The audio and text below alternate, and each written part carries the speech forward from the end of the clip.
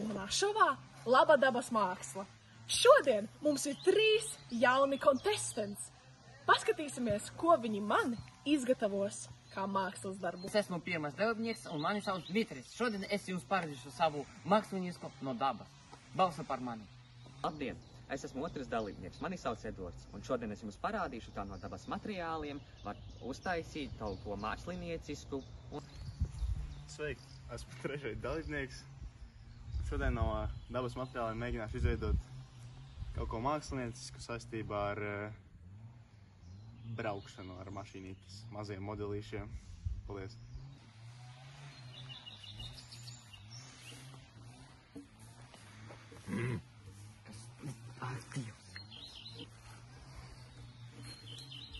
Nu, ko darīt? Varbūt.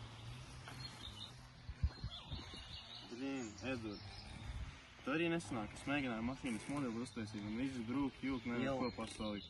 Pilnīgi nekāda ideja nav, pat nezinu, ko iesākt tagad. Tiem materiāliem it kā ir... Puši, jums arī neko nesanāk? Nē, nav pat ideja. Man arī, varbūt mēs varam sadarboties kopā, lai kaut ko izdarīt. Es domāju, tas būtu pret noteikumiem, bet tas ir labāk un tas mūs apvienotu kopā. Jā, varbūt. Ejam, ātrāk! Ejam, skrien taisīt. Vajadzēja, ka mums vajag kaut kādu modernu mākslu uztaisīt, lai ir smuki. Jā. Lai patīk vadītāji un... Jā.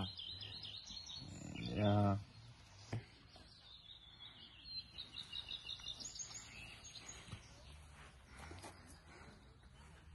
Mēs esam pabeiguši.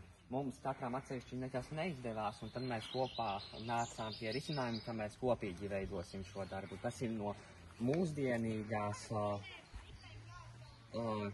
gleznainās dabas statiem savāti materiāli un izveidots mākslas darbs. Vai manas acis mani pieviļ?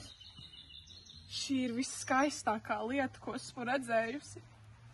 Pilnīgi asaras saskrien acīs. Zēni, jūs esat paveikuši kaut ko nereālu. Tā ir līdzdalība.